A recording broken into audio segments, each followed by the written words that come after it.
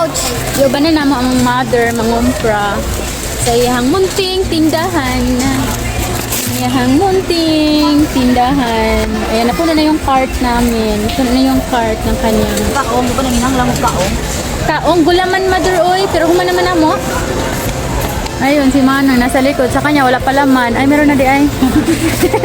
Kay mother, full tank na. Puno na kay mother. Katong gingong Manang, asa man dito paliton? 7-Eleven? Imong gisuroin, wa gid ay. Ta akong brother tapo dito yahay isang cart. Nya kay si mama kay sayan tindahan na huubos naman, so sinamahan natin dito mag ngumpra sa Pure Gold siya because today is Sunday. Yes. Wala masyadong tao sa sa Pure Gold ngayon, so wala ring dapat ipag-alala dun sa cashier kasi mabilis lang. Maaga kami uwi. Oo nga pala.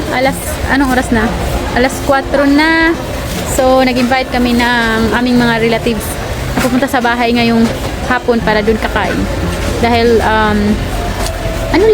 may kunting handaan para sa aking anak dahil birthday niya. Hindi lang kami as in nagsi-celebrate kasi hindi kami nagpa-party or ganun something. Ang amin lang is yung kasama kami buong relatives, family kakain. Ganun. Biskuit na ni, mother? Sabon! Okay. Dili juga mga praog si Cheria. Ay, usara pa pa. Okay. Kaya makita na sa mga bata. Lola. Oh, boss. Walang kinita ang tindahan ni mother. Kami ko, lang ko lang po ito.